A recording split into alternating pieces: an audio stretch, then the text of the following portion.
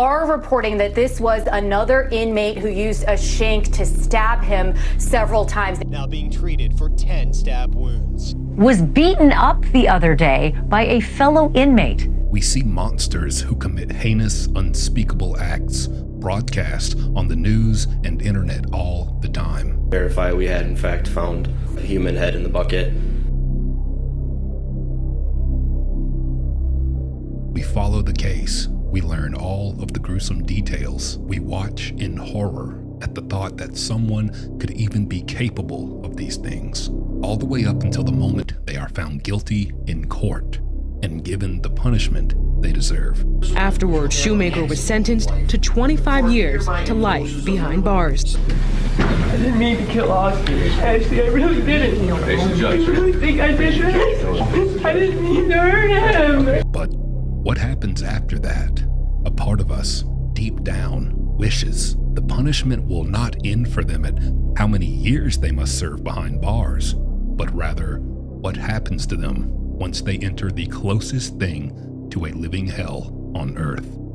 You got a dangerous situation that you can talk about, like most life-threatening situation here that you've experienced? War. These are 4 examples of the worst, most disturbed criminals whose karma was waiting for them in the concrete jungle. Let's get started.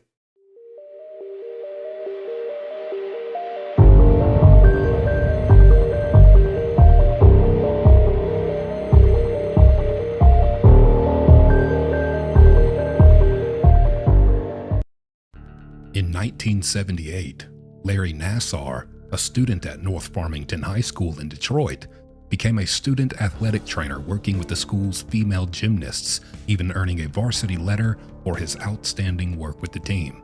He would go on to earn a degree in kinesiology and land a spot on the U.S. gymnastics team as a medical trainer due to how extremely talented he was. But in 2016, it would be revealed that Nassar essayed multiple child and adult female gymnasts for a span of 14 years during his career. A former USA Gymnastics doctor inappropriately touching gymnasts in his care. Dr. Nassar, who served as team doctor for Team USA Gymnastics, was arraigned in Michigan today.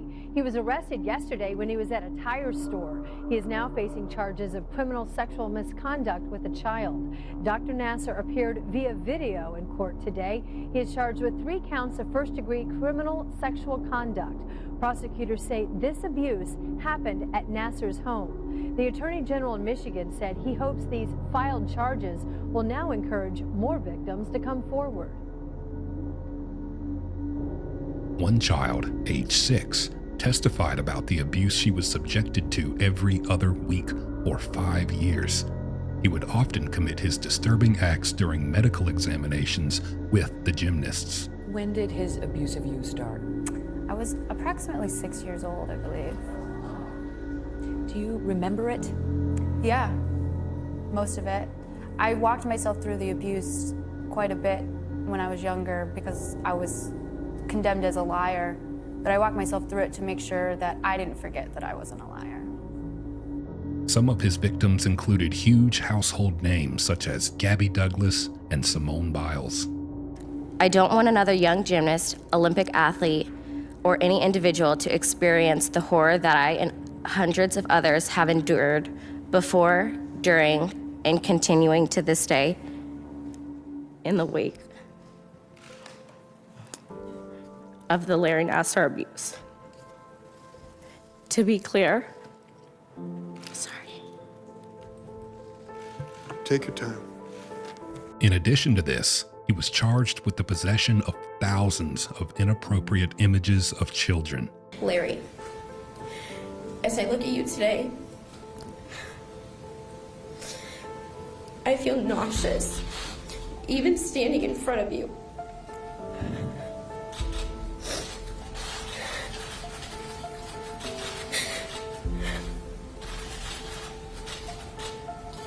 Like the feeling as if I'm being assaulted by you all over again.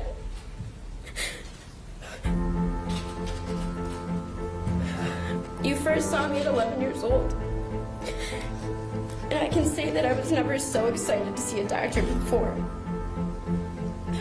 It didn't seem like I was going to see a doctor at all. It was more like the feeling of going to see a celebrity to help me get back into the sport that I love. Your reputation in the sport of gymnastics was like no other, and I can vividly remember the patient room that I was in for most of my appointments. Seeing all of the gymnastics posters of Olympians and cards from gymnasts on the walls of the room was just another reason why I thought you were so great. But at 13, my third appointment with you in August 2012, you stole my innocence from me. With over 88 victim impact statements during his hearing and a total of 156 women and girls stepping forward to give their statements. Are you guilty, sir? I said my plea, exactly. It is my honor and privilege to sentence you because, sir, you do not deserve to walk outside of a prison ever again. I'm giving you 175 years, which is 2,100 months. Nassar was sentenced to a minimum of 40 and maximum of 175 years. I just signed your death warrant. 5 years later, Larry Nassar would meet his karma. He would passively mutter 6 words that would lead to a vicious attack at the hands of an infuriated inmate. 2023, at a federal prison in Florida, Nassar and several other inmates were watching a tennis match on the cell block television when Nassar said, "I wish there were girls playing." And that was all it took. Florida prison officials would confirm Nassar was stabbed 6 times in his chest and back by an unnamed inmate. 1 stab wound or every word spoken that caused the attack. Officials also reported that life-saving measures were needed, but ultimately Nassar survived. Incredibly, this was not the first time he was attacked behind bars. Almost instantly upon arrival to prison in 2018, Nassar was attacked by an inmate, causing him to be transferred to the prison yard where this would ultimately occur. Now, with 170 years to go, only time will tell if Larry Nassar will someday have his time cut short, not by gold, silver, or bronze, but by crude, sharpened steel. January 25th, 2005, 10-year-old Katie Coleman had just arrived home from school to find her mother in the kitchen preparing tea. Katie's mom needed 1 or 2 extra ingredients, and so Katie offered to walk to the dollar store for her to get them. Her mom agreed, as this was not really out of the ordinary in their small Indianapolis town. But when several hours passed and Katie hadn't returned home, her mother called any friends and locals she could to ask if they had heard from or seen Katie. They hadn't. Jackson County Sheriff's Department, how can I help you, please? Yes, ma'am. I need to report my daughter missing. Is she missing or did she run away? No, she's missing. And what was she wearing? She has on a light blue coat, black pants, and white stripes. By that night, 120 locals as well as police and canine units were all searching for her. Found nothing. Police issued an Amber Alert Thursday afternoon for a Crothersville girl abducted by an unknown suspect. Coleman is expected to be in extreme danger. After 5 days of intense searching, Katie's parents were sadly informed that her body had been found in a creek near Cypress Lake, 19 miles from Katie's home. It was determined that her hands had been bound behind her back, and after unspeakable acts were committed, she was drowned in that very creek. DNA taken from Katie's body was consistent with DNA found on a nearby cigarette butt, leading to the arrest of 39-year-old local father of 3, Anthony Ray Stockelman. On April 17, 2005, Anthony pled guilty to all charges in exchange for the death penalty being taken off of the table, and received life in prison with an additional 30 years on top of it. But not before Anthony's wife shouted out dramatically in the courtroom, "Why? Why did you do it?" Now, little did Anthony know, Katie's older cousin, Jared Harris, was already in prison in Indiana and had been for the last 6 years, following every last detail of this case involving Katie.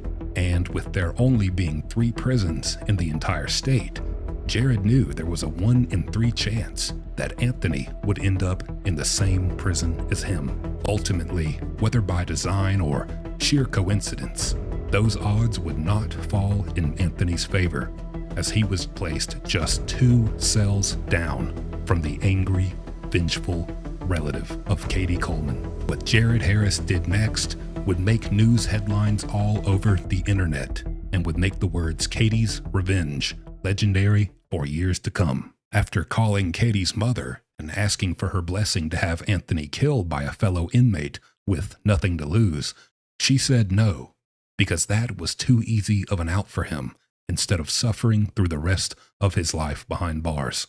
And so Jared decided to do the next best thing he could think of. Then what did you do? How'd you formulate this plan? Because this is awesome.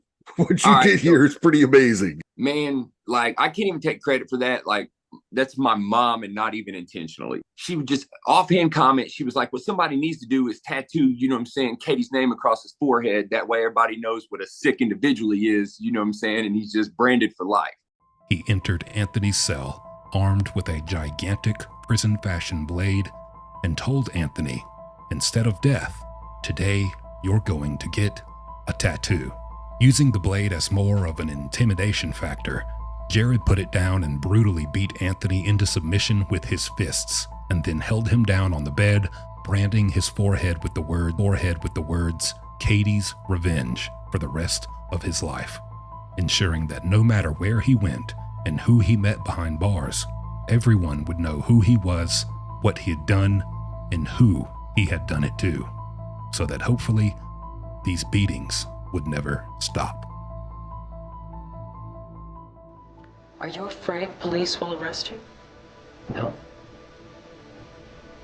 I know there's no basis. I had nothing to do with her disappearance. For over 2 decades, the name Scott Peterson has been known throughout nearly every household in America for all the wrong reasons. As told in countless documentaries and media publications, Scott Peterson was convicted in 2004 of the tragic murders of his beloved wife Lacey Peterson and their unborn son Connor. Did you murder your wife? No. I did not. And I had absolutely nothing to do with her disappearance. And use the word murder, and yeah, I mean, that is a possibility. It's not one we're ready to accept, and it creeps in my mind late at night and early in the morning. And during the day, all we can think about is the right resolution is to find her well. But as you know, increasingly, in the public, suspicion has turned on you. The method of these murders is still not 100% confirmed, but it is widely believed in 2002, on Christmas Eve, 8-month pregnant Lacey Peterson was killed by Scott and then had 4 anchors tied to her ankles and wrists before being thrown into the San Francisco Bay. I wish he would take just a fraction of pain away and just be honest and, say, you did it. Ann Bird also claims Peterson acted like a roving bachelor, not a grieving husband, after his wife Lacey went missing. A man not looking for caring about his missing pregnant wife, but a man who was more interested in our attractive babysitter. She says he even made an inappropriate cocktail for the babysitter. Went to the store and got cocktail mix to make something called sextinis, and he was serving them to our babysitter. Scott Peterson was sentenced to life in prison.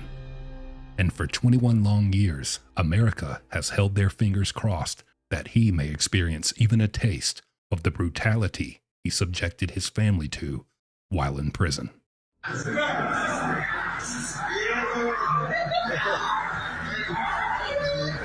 Skin boy! Skin boy! Get the boy! Skin boy! Skin boy! Skin boy! Skin boy! Skin boy! Skin boy! And after 21 years, in March of 2025, Scott Peterson finally had a taste of karma. Convicted killer Scott Peterson is recovering from injuries suffered in a prison attack. What prison pastimes are popular in Idaho or Arizona, but pickleball is all the rage in California, including at the Mule Creek State Prison in California. Scott Peterson was living it up, having a blast playing one of his favorite pastime games recently offered in prison to inmates, pickleball. Pickleball, the fastest growing sport in the U.S., is also breaking out in prisons, one whack at a time. And we love the sport so much. We love it. A place in my heart. Yeah. Pickleball appears to be a positive force with no drawbacks or division, bringing rival gang members, even the warden, together for an unlikely matchup. Unfortunately for Peterson, he got way too into the game and forgot where he was at and just how dangerous the surrounding players and spectators truly were. My whole incarceration, I avoided sports because that's a potential point of conflict that could lead to an act of violence, Inmate Charles Mills, the one who would be responsible for attacking Scott Peterson, told the New York Post, Scott got too into the game, wildly sprinting after a ball with no regard for others around him, and smashed into him, Charles Mills, making no effort at all to avoid collision. And that was all it took for Mills to decide this was no longer a game, and he would show Peterson what happens to inmates who fall out of bounds.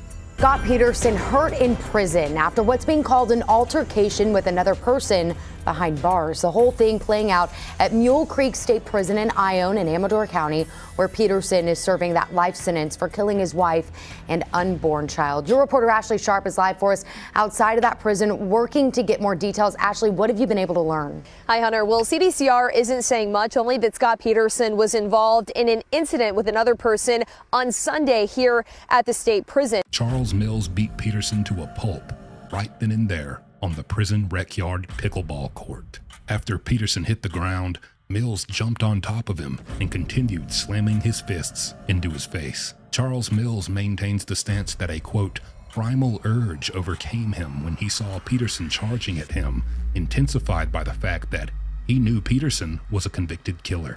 However, it seems this was the first and likely last instance that Peterson will face any karma, as Mills himself told TMZ that he later made up with Scott Peterson because it was in his best interest to do so, since Peterson has enough money to pay inmates to take revenge against Mills if he wanted to. Derek Chauvin joined the Minneapolis Police Department in 2001, starting what would be a long and controversial career spanning over 18 years. We're going to show you some very disturbing video from the cases provided by the victims. Get up now. He touched me in my own house. This video provided by the victims in the case show Officer Derek Chauvin using excessive force on 14-year-old John Pope. It happened in 2017, some 3 years before Chauvin murdered George Floyd. Don't get rid of me. I didn't hurt her. Mom, stop. But even more disturbing, Chauvin is later seen with his knee on Pope's neck, the same thing he did to Floyd. Minneapolis settled with Pope for $7.5 million, saying Chauvin actively sought to prey on compliant black arrestees. Also in 2017, Zoya Code was arrested by Chauvin and brutalized, despite giving no resistance. Ow!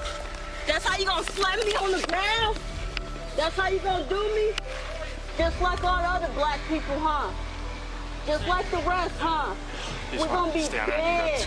And while Code is tied up for no reason, once again Chauvin has his knee on her neck. Her attorneys say for more than 4 minutes. The city settled with Code for nearly $1.4 million. The mayor says if Chauvin had been disciplined for these incidents, George Floyd would still be alive. During his time on the police force, Chauvin received a total of 22 complaints throughout his time as a cop, including allegations of excessive force, and was even involved in 3 shootings, one of which being fatal. But this would pale in comparison to what Derek Chauvin would be wrapped up in during the year of 2020, when he arrived on scene and approached George Floyd. I think we on. Shut up. 46-year-old George Floyd stopped breathing when a white police officer, identified as Derek Chauvin, pinned him down by the neck for several minutes outside a convenience store on Monday. Floyd was suspected of using a counterfeit $20 bill. Once Chauvin placed George Floyd under arrest, he would be captured on video kneeling on Floyd's neck for over 9 minutes. George Floyd would ultimately pass away shortly after this incident, causing widespread international outrage, protests, and media coverage. A police station torched as protesters took to the streets for a third night, demanding justice for the latest unarmed black man to die at the hands of police. Derek Chauvin was charged with second-degree unintentional murder, third-degree murder, and second-degree manslaughter. And by June 2021, he was sentenced to over 22 years in prison. Judge has sentenced Derek Chauvin to 21 years in prison for violating George Floyd's civil rights. That sentence adds a few years to the time the former Minneapolis police officer is already serving for his murder conviction in the case. However, it would only take 3 years for Chauvin to come face to face, flesh to iron, with what hundreds of thousands of people were hoping would be his fate in prison. Breaking story overnight, Derek Chauvin, the former Minneapolis police officer convicted of murdering George Floyd, attacked in a federal prison, and he was seriously injured. This morning, sources tell ABC News Derek Chauvin, the former Minneapolis police officer convicted of murdering George Floyd by kneeling on his neck, sparking massive civil rights protests, is now in the hospital with serious injuries after getting stabbed by another inmate. At the Federal Correctional Institution in Tucson, Arizona, inmate John Tursak was browsing through several legal books in the law library section of the prison when he turned his head to the right and saw Derek Chauvin. He was thumbing through a law book himself, and Tursak wasted no time seizing his opportunity to strike. Today we learned the former gang member John Tursak stabbed Chauvin 22 times. It happened inside of a federal prison in Arizona on November 24th. Tursak told investigators he attacked Chauvin with a makeshift knife on Black Friday as a symbolic connection to the Black Lives Matter movement. He pulled out a prison knife from his jumpsuit waistband and viciously stabbed Chauvin over and over and over again.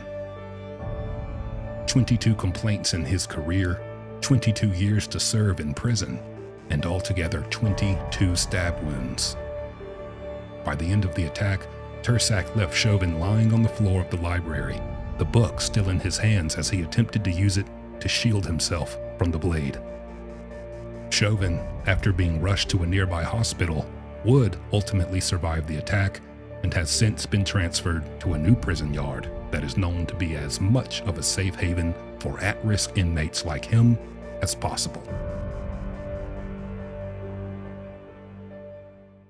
Hi everyone, I'm Christina Green, the dentist who helped Jumpsuit Pablo get his smile, health, and confidence back. If you're interested in seeing if your medical insurance has the same coverage for a full mouth rehabilitation surgery, just like the one I did for Jumpsuit, please reach out to us. You can either scan the QR code here or email us at implants.christinagreendds@gmail.com. Thank you, Kiosk Club members, and I look forward to hearing from you.